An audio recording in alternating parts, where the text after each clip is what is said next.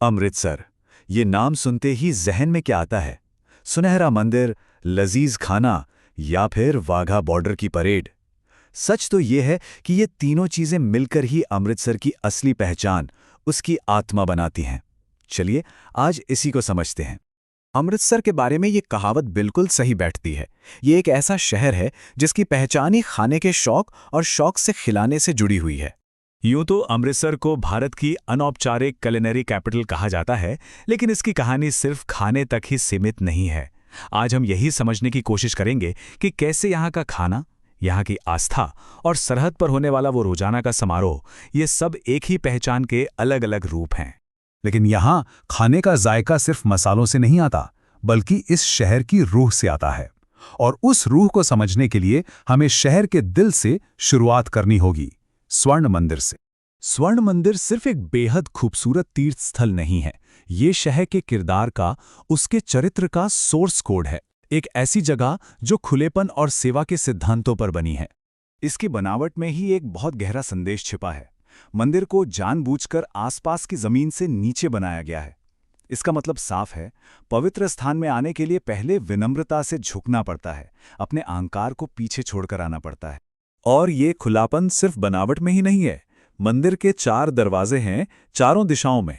ये सिर्फ आर्किटेक्चर का हिस्सा नहीं है, ये एक खुला न्योता है जो कहता है कि यहाँ हर किसी का बिना किसी भेदभाव के स्वागत है। और सेवा की इसी भावना का सबसे बड़ा रूप दिखाई देता है लंगर में, जो दुनिया की सबसे बड़ी मुफ्त रसोइयों में से एक है। जरा सोचिए, हर एक दिन स्वर्ण मंदिर की रसोई में स्वयं सेवक 1 लाख से ज्यादा लोगों को खाना खिलाते हैं। ये निस्वार्थ सेवा की एक ऐसी मिसाल है जो कहीं और देखने को नहीं मिलती। सेवा का ये जज्बा सिर्फ मंदिर की दीवारों तक ही सीमित नहीं है, ये शहर की हर गली, हर रसोई में महसूस होता है। और यहीं से अमृतसर की जबरदस्त फूड कल्चर की शुरुआत होती है। शहर का खाना भी उसकी दरियादिली की ही तरह है, चाहे वो तंदूर से निकला गर्मा गर्म अमृतसरी कुलचा हो या फिर घंटों तक धीमी आंच कर पकी वो मक्खन जैसी दाल मखनी। हर व्यंजन दिल खोलकर परोसा जाता है। यहाँ का स्वाद भरपूर है, ठीक वैसे ही जैसे यहाँ के लोगों का दिल। यहाँ तक कि मिठाइयों में भी एक अनोखा ट्विस्ट है। कुल्फी तो हम सबने खाई है, लेकिन यहाँ मिलती है कुल्फा। ये कुल्फी का ही एक ज्यादा रिच और कॉम्प्लेक्स वर्जन है जो सिर्फ यहीं मिलता है। जरा सोचिए, एक ही मिठाई में फिरनी की नरमी, कुल्फी की ठंडक, फालूदा और ऊपर से गाढ़ी रबड़ी की मिठास, सब एक साथ। ये सिर्फ एक डेजर्ट नहीं है, ये अपने आप में एक पूरा एक्सपीरियंस है। तो एक तरफ शहर के दिल में है सेवा और स्वाद, और दूसरी तरफ शहर के किनारे पर है जुनून और देशभक्ति का एक अलग ही नज़ारा। हम बात कर रहे हैं अटारी वाघा बॉर्डर की। हर शाम सूरज ढलने से ठीक पहले हजारों की भीड़ यहाँ जमा होती है। ये लोग गवाह बनते हैं राष्ट्रीय गौरव के एक ऐसे प्रदर्शन के जो 1959 से लगातार चला आ रहा है। इस समारोह की खासियत है यहाँ की एनर्जी और सैनिकों की वो आक्रामक लेकिन नृत्य जैसी चालें। ऊंची ऊंची किक, जमीन पर जोर से पड़ते कदम और गजब का तालमेल देखने को मिलता है। ये एक बहुत ही दिलचस्प नज़ारा है जो दोनों देशों के बीच के जटिल रिश्ते को दिखाता है। इसमें प्रतिद्वंदिता भी है और एक तरह का भाईचारा भी, और ये समारोह एक तेज हैंडशेक और एक साथ झंडे नीचे करने के साथ खत्म होता है।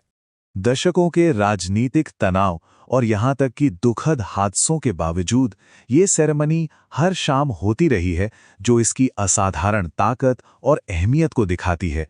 तो फिर सवाल ये उठता है कि मंदिर की शांत भक्ति, भोजन की वो दरियादिली और सरहद पर गूंजती देशभक्ति, इन सब को आपस में क्या चीज जोड़ती है? जोड़ती है एक ही पहचान। ये तीनों एक ही पहचान के 3 स्तंभ हैं। मंदिर के जो मूल मूल्य हैं, यानी सेवा, उदारता और जुनून, वही पूरे शहर में अलग अलग तरीकों से दिखाई देते हैं। अमृतसर को सही मायनों में समझना है तो ये देखना होगा कि कैसे इसके पवित्र स्थान, इसका लजीज खाना और इसकी देशभक्ति से जुड़ी रस्में सब एक ही कहानी के हिस्से हैं। मंदिर की शांत विनम्रता से लेकर सरहद के जोरदार तमाशे तक सब कुछ इस शहर की दरियादिल और मजबूत आत्मा का ही प्रदर्शन है। अमृतसर की कहानी हमें यही दिखाती है कि कैसे एक शहर के गहरे मूल्य हर चीज को आकार दे सकते हैं, भोजन को एक जश्न में बदल सकते हैं और एक सरहद को एक स्टेज। इस चैनल को लाइक, शेयर और सब्सक्राइब करें ताकि मैं भी ग्रो कर सकूं। प्लीज दोस्तों।